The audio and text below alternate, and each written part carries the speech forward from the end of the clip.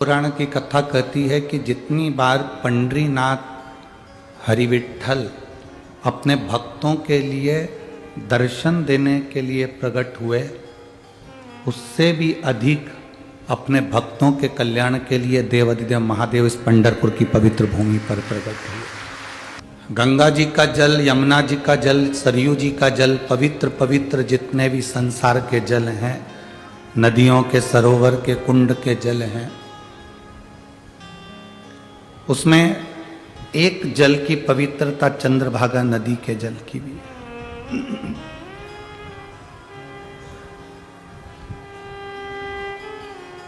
देवऋषि नारद ने जब भगवान शिव का अपमान कर दिया, विष्णु ने देवऋषि नारद को समझाया कि तुमने ये गलत कर दिया, शिव जी का अपमान तुमने करा है। माना कि तुमने कामदेव को जीत लिया, काम पर तुमने विजय प्राप्त कर ली, पर अपने ऊंचे शब्द नहीं बोले।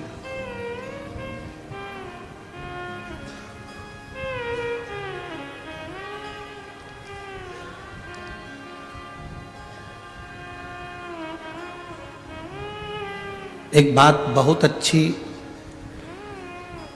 भगवान नारायण ने भगवान नारद जी से कही कि तुमने काम को जीता,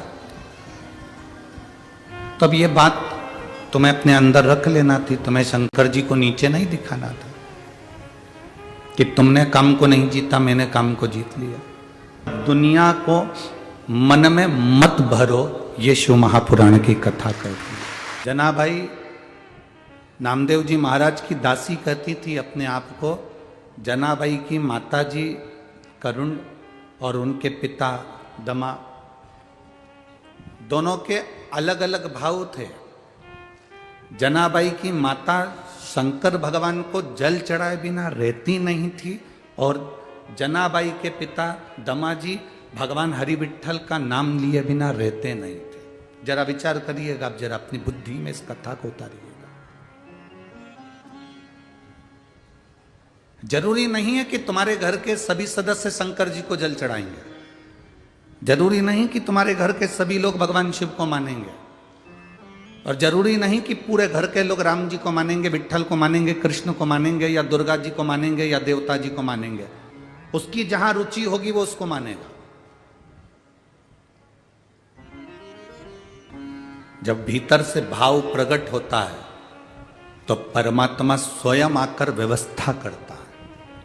स्वयं जब भीतर से भाव प्रकट होता है तो परमात्मा स्वयं आकर व्यवस्था करता है। स्वयं